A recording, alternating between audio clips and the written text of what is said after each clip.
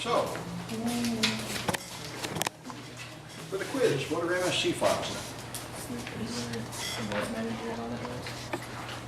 Very close. What's that? Yeah, Microsoft Management Consoles, that's what they are. Like computer management is one of them. Supposed to put that. What's that? Oh, you just put the description of it. Yeah. All right, how do you back up the registry? You can do it in regedit, but it's quite difficult to do it and actually get any good out of it. Our store point is the easy way. Doing it inside regedit is something people often recommend, and if you actually try to recover from that, it's not much fun. But it is possible. About system image. What's that? System image? System image, yes. Well, to make a whole system image is not exactly easy, but it is true. That would work. Yeah, I was thinking about that. The restore point's the simplest way. To rack up the whole thing with a system image, but certainly do that among other things. But does the restore point properly I don't back think it up? It does back up the whole registry Okay. and some other things. The only thing it does is when you recover, some metadata is missing from some files. So Windows backup. Yeah, well, you'd have to, there are two kinds of Windows backup. There's a system image and then there's a backup your files, and only the system image gets the registry. Didn't they have another thing where you could like copy the registry and They used to have something in Windows XP, something like backup essential system files, make a system image, but it wasn't a real image. But I think that's gone now. I thought It you was could export, but put it in but like a you text can't file. export the whole registry. Well, inside regedit, you can save it as a text file, yeah. But that's not a very good backup because when you restore it, it doesn't remove extra registry keys. It's an incomplete backup. And there used to be something, before there was a system image in XP, there was some other system option in Backup Wizard that would would save the registry and some other system files. Kind of like a restore point, but it wasn't really the same. Anyway, so if you boot up in safe mode, oh yeah, how do you make something run when an event occurs? Task schedule? No, not backup. How do you make something run when Task schedule? Task scheduler, that's it. Yeah, task scheduler is not just for time, you can schedule it to happen when events occur now, which is pretty cool. Right, and so if you boot up in safe mode but you can't download something, what's the problem? you need to select the networking. That's right, you need safe mode and networking. Safe mode turns off the network card in addition to all the non-essential things like the audio card and your antivirus. That's the point of safe mode. And since your antivirus is not running, it's usually a good idea that the networking is not running either. All right, right, so what's in forwarded events? Took a guess. I should have guessed on that one. It's just I say some events from the computer. That's right. Events What? for That was a guess. That's what they are, events for other computers. That's the new feature Microsoft's proud of in Windows 7. What is it again? Events collected from other computers. And then in fact, you can put another user, so I don't know which one is better. Well, you can have one central console and use Windows 7 and harvest all the That was events a guess. from your many machines in one place. So you could use it as your central console to see if a bad thing is happening on your network. Any questions about any of that? All right, let's charge ahead with hardware. This stuff is the same in all editions. Plug and play has been around since Windows 95, and we've had it for a long time. So the plug and play means is that all the drivers are already included in Windows. So all you have to do is use them. This is very nice. And if you buy hardware that has the Microsoft logo on the box, designed for Windows 7, that means it will just work, and the driver's already included in most cases.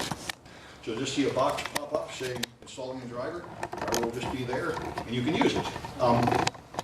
If you can't find a signed driver, then this wizard will appear saying, where is the driver? And did the person who sold you this thing include a CD or something? Or so you'd have to go download it someplace to find that driver. So if you have a CD, you typically run this before plugging it in for the first time. But it may run, there are various different ways to package drivers. And if you want to, you can also right-click on devices and then the new devices in printers window to configure them if you want to. It's another way to get there instead of going through Device Manager, which is the old-fashioned way. Mobility is another new one. I think you get this with Windows X. They're really very nice on portable machines. It gives you the things you probably need for portable machines, like to turn on presentation settings, which means don't go to sleep in the middle of me showing something, and so on. I found that quite useful when I used to use netbooks. for presentations. It's a very quick way to get to what you need for mobile machines. But Device Manager is the old standard. Device Manager has been around for a really long time, and there are many ways to get there. Everybody has their favorite. I like to right-click Computer and go to Manage. Some people like to go to Computer Properties and get the Device Manager inside there. There's many paths to it, but the end result should be the same, assuming it's going to launch here. What's going on? There it is. That's just a slide. Let's get rid of that. It's here. All right. It has opened. All right. So this is computer management. It gives you many things, including Device Manager. So in Device Manager, you've got all your devices, and this is convenient. You typically have some devices that are messed up. And for your entertainment, we have some messed up here.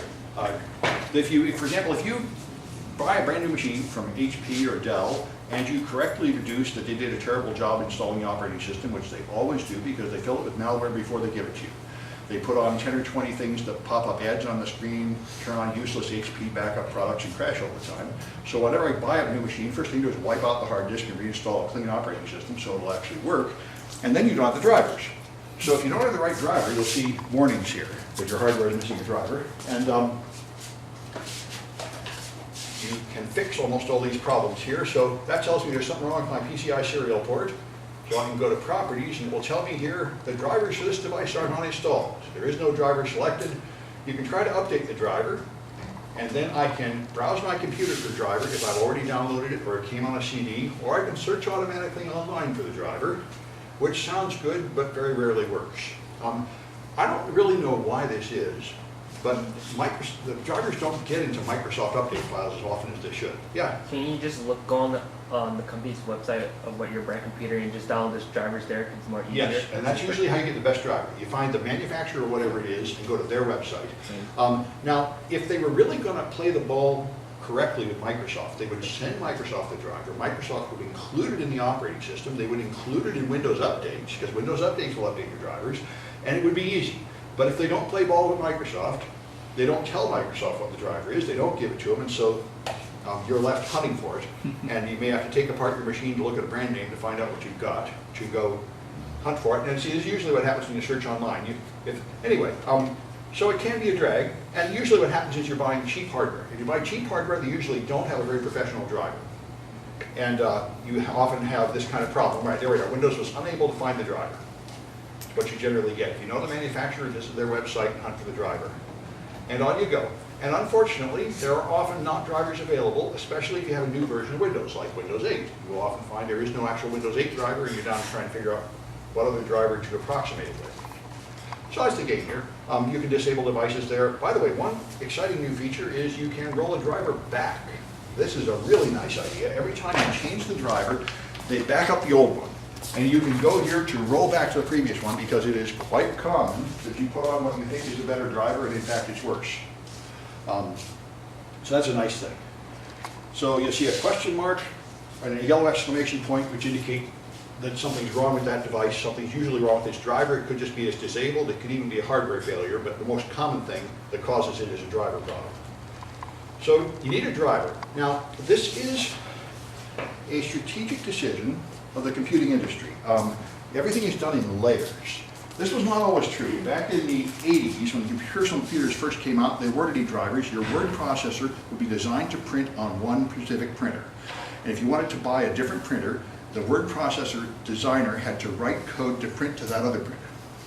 This was, of course, not very good in the modern versatile world, so now they've made Windows software does not have to have any drivers. What it does is it calls an API in the Windows operating system, say, please print this. The API looks to see what printers you have and what driver came from it. It puts out a standard file in a printer format, and the manufacturer of the printer has the obligation of writing whatever software it takes to take a standard print file and turn it into whatever electric signals are appropriate for your printer.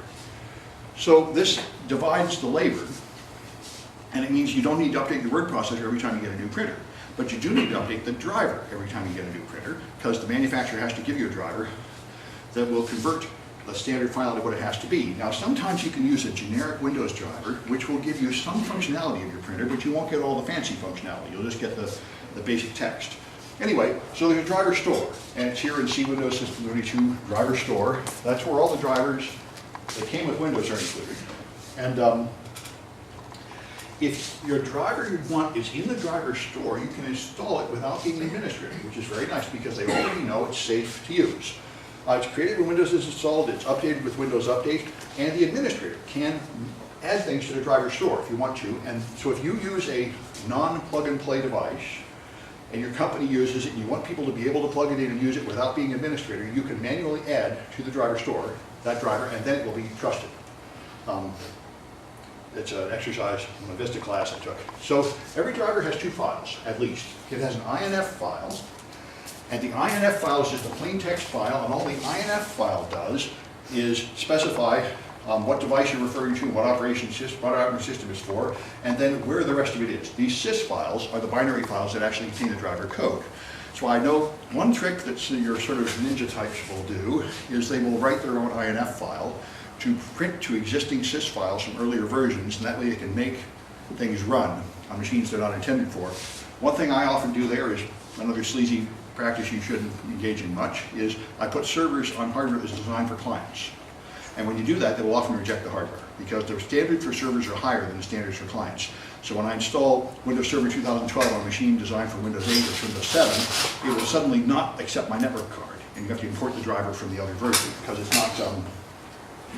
it's not certified to be on servers. But you can make it run by bringing in a driver from another version of Windows. Anyway, so here's the quality of drivers. The best driver you can get is Windows Hardware Quality Lab, signed by Microsoft. These are the ones that have the logo on the box, designed for Windows 7, designed for Windows 8. This has been tested by Microsoft with the driver verifier tool, which you used in the project, to make sure that it won't crash Windows. The next best is the manufacturer signs it with a real certificate, but Microsoft hasn't tested it.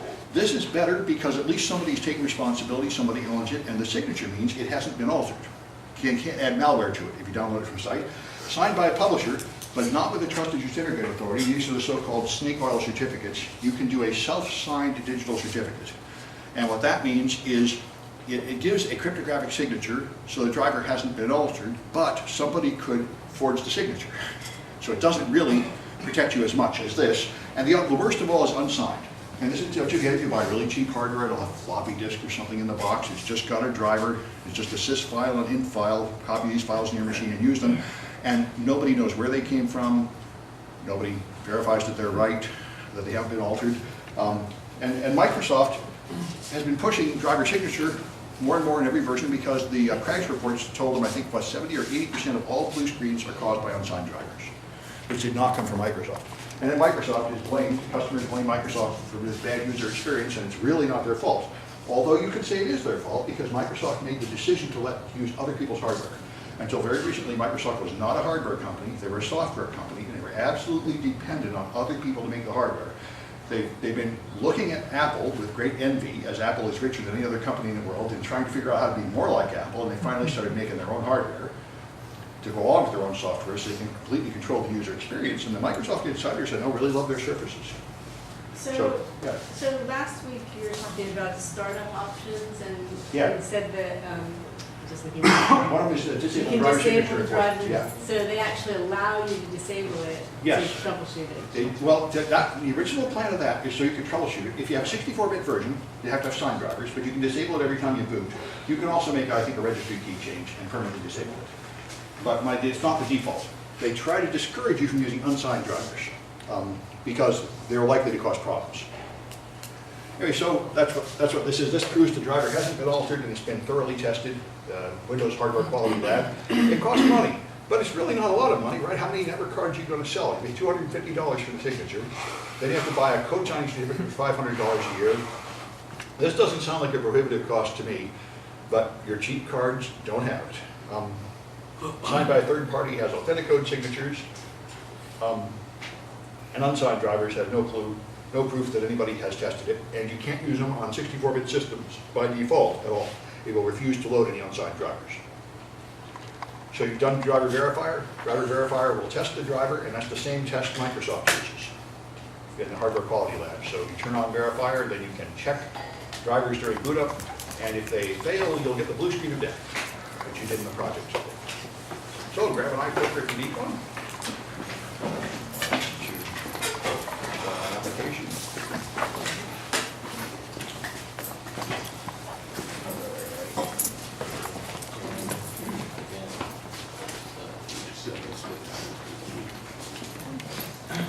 Is that? How many extra credit points do we get for the eye clicker when we win? What's that? How much extra credit when we win? For what? Eye clicker. These are For the eye clickers? Yeah. 3 a day. 3 points every time. Nice. By the way, some people might already be done. Let's take a look at the scores.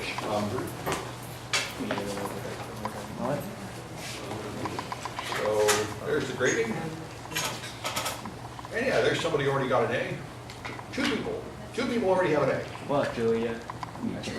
And so One of them has to be Julia. anyway, I would not speculate if such things, why in interests of anonymity, they're identified only by these code numbers. However, but anyway, like I say, it's entirely possible to get enough points where you can just ignore the final exam.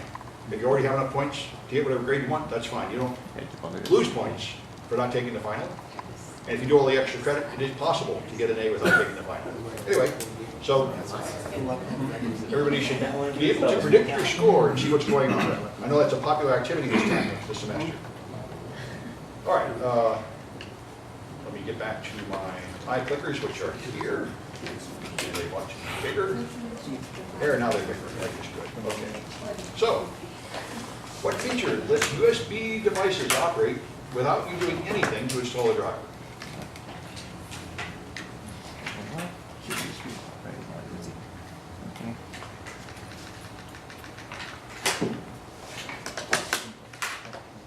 I never noticed this until Windows 2000. I bought it, upgraded to Windows 2000, then I plugged in my printer and I said, holy cow, where's the box 5 years ago with the disk that I need now? Well, I was hunting for the box, this box pops up, saying, your printer is ready to go. And I said, wow. That's so great. That's so cool. That was a really brand new thing to me. It was plug and play. Greatest thing since sliced bread. All right, so how do you roll a driver back to its previous version?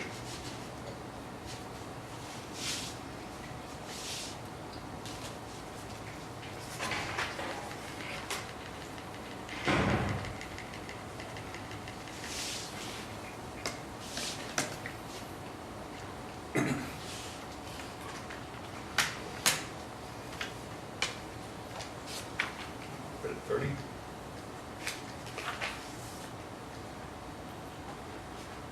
That's in Device Manager. Pretty much everything you do with drivers is in Device Manager. All right. What's the safest kind of driver to use? I think it's that.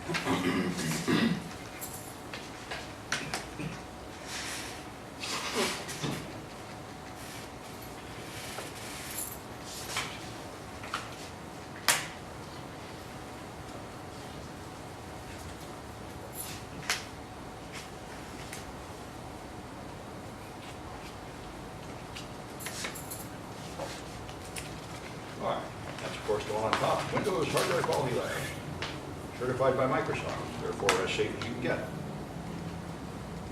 All right, so that's it for that chapter. I've got another chapter, but I guess you might as well take a break before doing that. Pick up at 9:55. I was wondering who these guys are, Matthew Prince. What's that? Yeah, these are guest speakers, and they are both from Cloudflare. Hold on. And so if you're not in the hacking class,